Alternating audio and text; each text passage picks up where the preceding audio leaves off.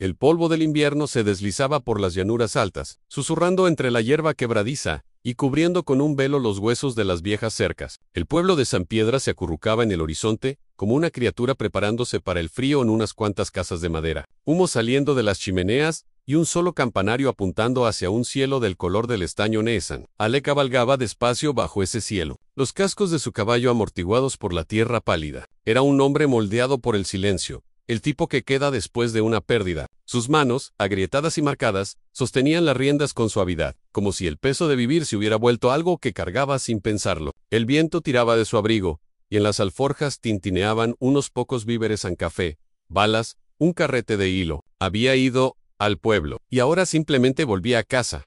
El sol bajaba cuando la vio junto al recodo helado del río. Yacía una figura medio cubierta de polvo y sombra. Al principio creyó que era un paquete de pieles o un ciervo caído. Pero Halley desmantó, sus botas crujiendo sobre la tierra fría. Se inclinó y encontró a una joven apache, el rostro pálido por el cansancio, una herida en el brazo, la ropa desgarrada por las rocas. Intentó levantarse, pero no pudo. Tranquila, dijo él, la voz áspera por la falta de uso. ¿Ya estás a salvo? Sus labios se movieron, pero no salió sonido alguno. El viento arrastró solo el rumor del río. Ale se quitó el abrigo y lo colocó sobre sus hombros con cuidado. Ella se estremeció, más por miedo que por dolor. Sus ojos, oscuros, fieros, vivos, se clavaron en él como los de un animal que no sabe si la mano frente a él ofrece piedad o amenaza.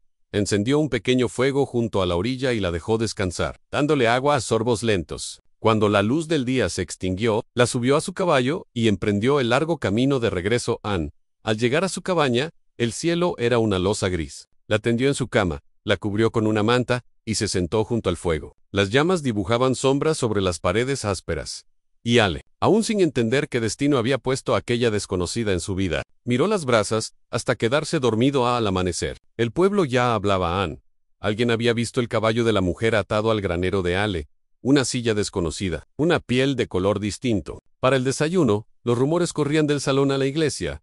El viudo trajo una chica apache. Algunos decían que era su sirvienta, otros que algo peor. Ale los ignoró. La verdad era más simple, y a la vez, más complicada. Aun cuando ella despertó, se sobresaltó al verlo sentado cerca. Durante un largo rato no habló. Luego, con una voz temblorosa que mezclaba orgullo y temor, dijo: a mí has visto sin mis coberturas. Ahora debes casarte conmigo, o nos castigarán a ambos. Halley parpadeó, creyendo haber oído mal. No intento hacerte daño, respondió en voz baja. Estebes, solo quise ayudarte. Pero ella negó con la cabeza, sujetando la manta con fuerza. A mi gente no le importará lo que quisiste. Dirán que he sido deshonrada. Para ellos, el cuerpo de una mujer no le pertenece. Pertenece a su sangre, a su honor. Tú lo has visto. Eso no puede deshacerse. Ale se acercó a la ventana, mirando la nieve que empezaba a caer, copos delgados girando como cenizao. ¿Y tú, qué crees?, preguntó.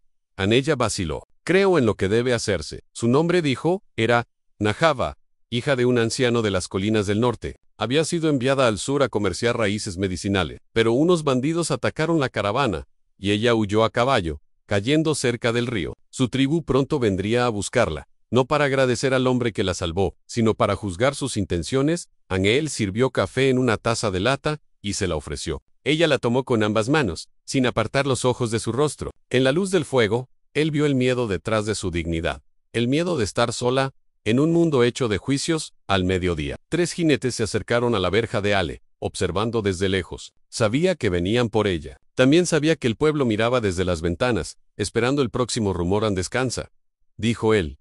Yo hablaré con ellos. Ella, su cabello, suelto y largo, caía como un río oscuro sobre sus hombros. Ale se detuvo en la puerta y la miró por un momento. En esa pequeña cabaña había algo pesado, el peso del malentendido, el dolor de una bondad confundida con pecado. Afuera, el aire frío cortaba como cuchilla. Los jinetes giraron sus caballos al verlo. El sol brilló sobre su barba plateada y sobre el rifle colgado a su espalda.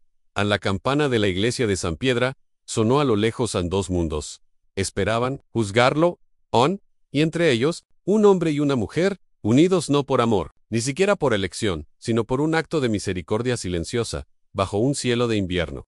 Al amanecer, los jinetes de la tribu de Nahava llegaron a la verja. Sus caballos resoplaban, nublando el aire helado. Al frente iba un hombre alto, de mirada aguda, y la quietud orgullosa de quien está acostumbrado a ser obedecido. Era el tío de Nahava, Tose, hermano de su padre, conocido en ambos pueblos, como un hombre que cargaba la justicia como una hoja afilada.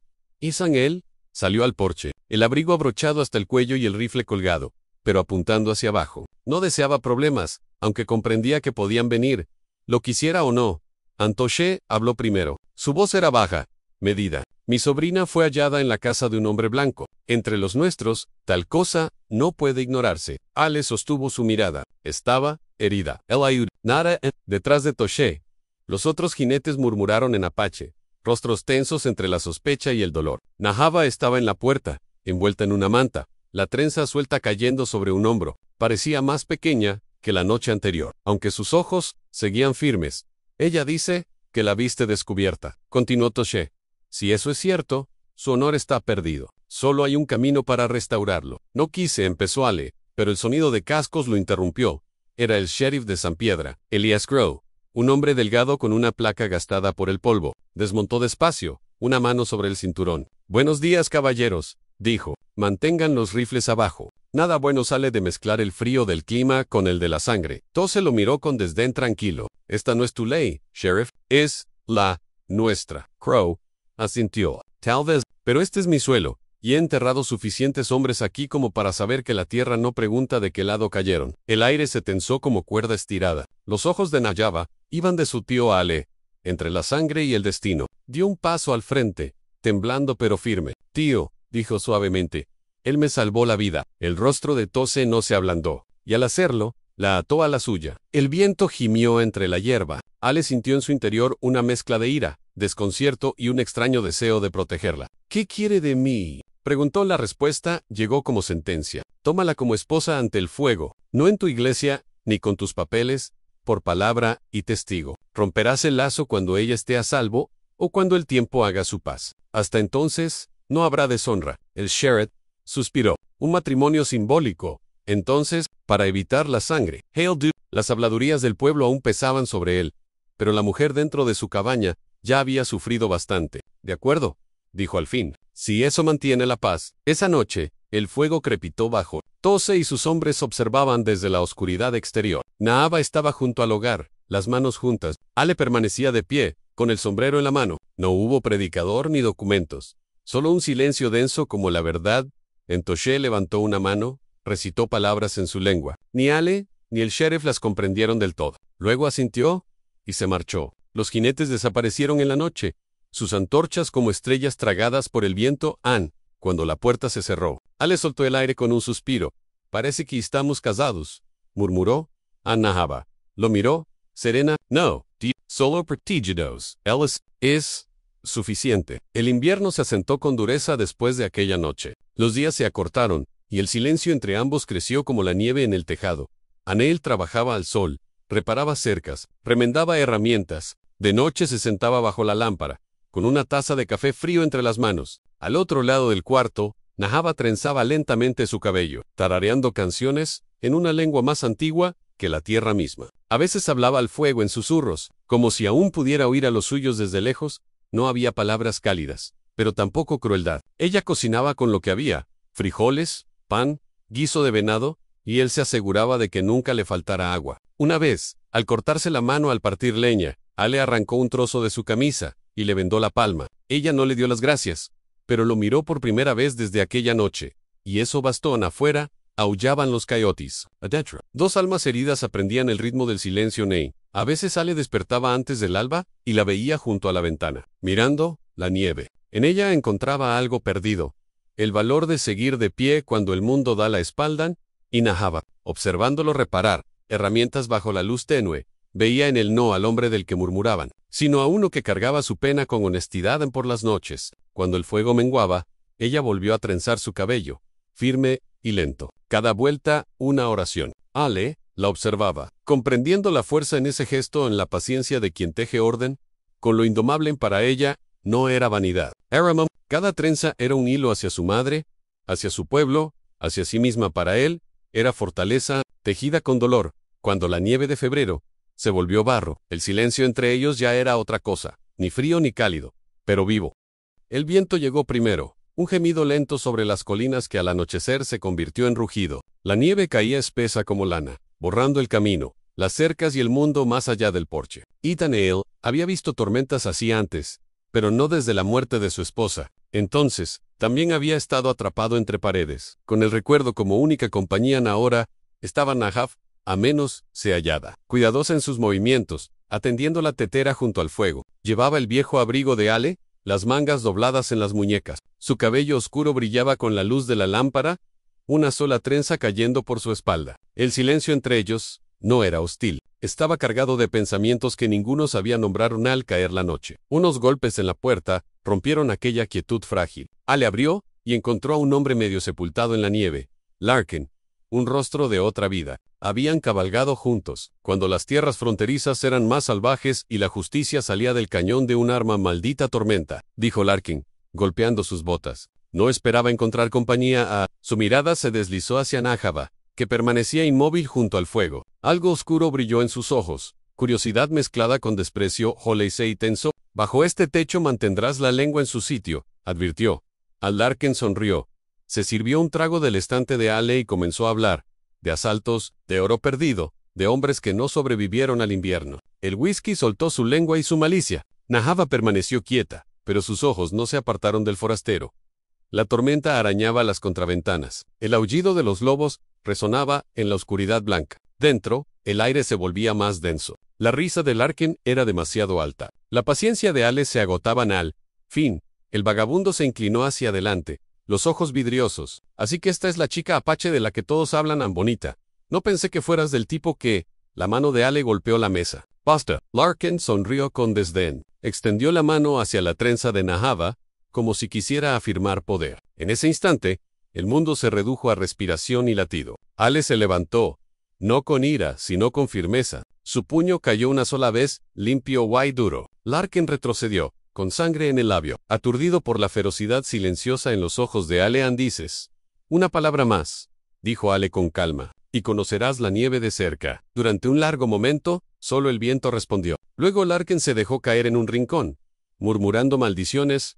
Nahava volvió al fuego. Sus movimientos tranquilos aunque las manos le temblaban. Cuando miró a Ale, su mirada contenía gratitud y algo más profundo, el frágil comienzo de la confianza afuera. La tormenta rugía sin piedad, pero dentro, una paz tenue se posó como ceniza que cae. Ale se sentó junto a la ventana, mirando la nieve borrar el mundo. Nahava tarareó suavemente, su canto entrelazándose con el viento en aquel silencio. Ale comprendió que su presencia ya no se sentía como intrusión, se sentía como vida regresando a la cabaña, firme, silenciosa, necesaria en tono emocional y realización en la tormenta.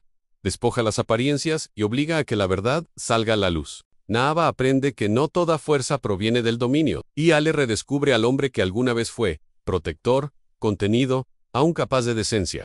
La tormenta pasó, pero dejó un silencio más pesado que la nieve. Los días se alargaban, grises y lentos sobre las colinas, y aunque el viento se había calmado, la inquietud dentro de la cabaña de Ale permanecía. Larkin aún rondaba, a menos eón el rostro amoratado, y el orgullo hecho polvo. Pasaba el tiempo en el granero, alimentando su rencor como un coyote herido. Ale lo dejaba quedarse solo porque los caminos seguían cubiertos y el sheriff aún no llegaba tan lejos. Nahava lo evitaba, moviéndose por la casa con una gracia callada. El chal ceñido a los hombros en cada mañana, Ale cortaba leña mientras Nahava cuidaba los animales. Aprendía a cepillar el pelaje de la yegua, a ponerle la silla, a reconocer los suaves relinchos que anunciaban calma. Ale le enseñó a sostener un rifle no para desesperar, sino para comprender su peso, su peligro, su propósito. No se apunta para matar, le dijo, solo para mantener el daño a distancia. Ella asintió, con los dedos firmes y la mirada atenta. Hablaban poco, pero el silencio se volvió un idioma. En el desayuno, Ale le servía una taza de café antes de la suya. Ella dejaba sus guantes junto a la puerta cuando amenazaba nieve. Los pequeños gestos llenaban el espacio donde las palabras tropezarían, pero la paz no puede esconderse de los rumores. En el pueblo, las lenguas eran más filosas que las espuelas. Algunos la llamaban la salvaje. Otros murmuraban que Ale había perdido la razón por soledad. El domingo el predicador se alzó ante su rebaño y declaró su unión una abominación ante Dios. Las palabras llegaron a Ale como lluvia helada por la espalda esa noche. Se quedó junto al fuego mucho después de que Nahava se acostara. Miró las llamas, la fotografía gastada de su difunta esposa sobre la repisa. Su rostro parecía más joven de lo que recordaba, sin tristeza, sin polvo, sin tiempo. Tal vez tienen razón, murmuró. Tal vez me he perdido. Nahava lo, desde el rincón de la habitación, dijo suavemente: me encontraste en la tierra. No apartaste la mirada. Eso no es perderse. Él se volvió. Ella estaba envuelta en su chal, los ojos brillando como ámbar a la luz del fuego. No había reproche en su voz, solo una verdad tranquila. Ale sintió algo moverse dentro de sí, una apertura silenciosa, como el deshielo bajo la nieve. A la mañana siguiente llegó una carta, los bordes húmedos por el viaje. Era la letra de Clara, la hermana de su difunta esposa. Las palabras eran cortantes,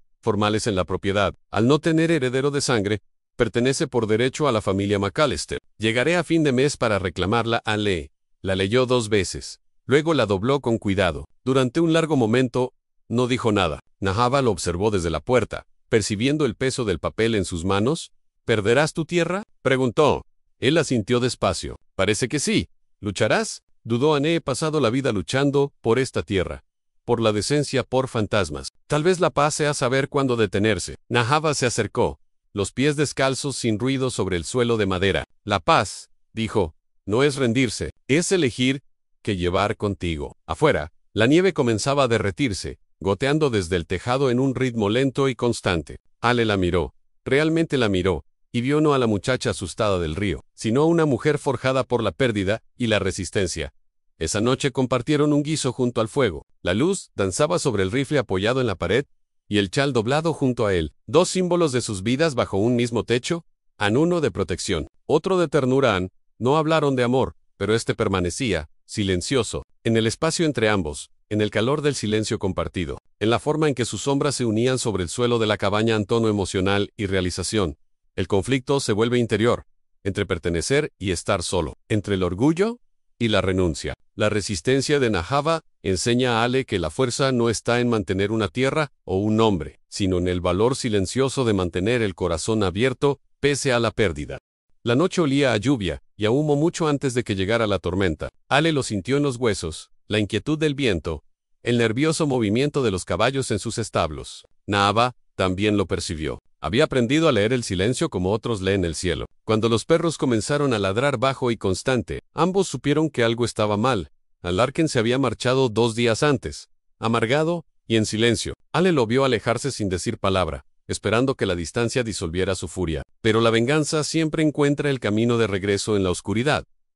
Llegó pasada la medianoche, cascos golpeando, gritos que rompieron la quietud. Ale salió al porche con el rifle, los ojos entrecerrados ante el parpadeo de antorchas en el campo. 4 Ginny, Larkin entre ellos, la voz áspera de licor y odio. Sálale, gritó. Veamos si sigue siendo tan justo cuando las apuestas son iguales. La mandíbula de Ale se endureció. El granero ardió primero, una sola antorcha lanzada al aire, luego las llamas devorando el heno seco, como si el aire las alimentara. Los caballos relincharon. La noche se volvió roja. Nahava apareció a su lado, el chal sobre los hombros, los ojos firmes y serenos. Quemarán todo, dijo con calma. Entra en la casa, ordenó Ale. Ella negó. No me enseñaste a mantener el daño a distancia. Déjame hacerlo. Sin decir más, comenzó a cargar los cartuchos, las manos rápidas y seguras. Ale apuntó y disparó. Una vez, luego otra, tiros de advertencia que cortaron la oscuridad. Los forajidos se dispersaron brevemente,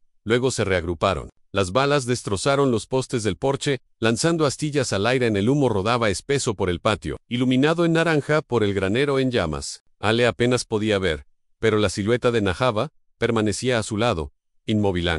La voz de Larkin se elevó entre el caos. ¿Crees que ella te salvará, viejo? Nunca. Fue tuya. Entonces cargó a través del humo, el revólver en alto. Ale se giró demasiado tarde. Nahava se movió primero. Con el cuchillo de cocina que había guardado en el cinturón, cortó la mano de Larkin. Un golpe limpio y certero. El arma cayó, resonando en la tierra. Ale disparó una vez más, y la banda huyó hacia los árboles. Arrastrando a su líder, herido, el silencio regresó lentamente, roto solo por el chisporroteo de la madera ardiendo. Ale bajó el rifle, respirando con esfuerzo. El granero estaba medio perdido, pero la casa seguía en pie. Los caballos habían huido al campo. Nahava se mantenía junto a él, el cuchillo aún en la mano, el chal manchado de hollín. Un corte leve marcaba su brazo, donde una astilla o una bala rozó la piel. No pareció notarlo, hasta que Ale tomó su muñeca. Siéntate, dijo con suavidad en dentro. Limpió la herida con agua tibia, las manos firmes a pesar del temblor en su voz. Nahava lo observó en silencio, la luz de la lámpara suavizando su rostro cansado. Me salvaste la vida, dijo él, al fin.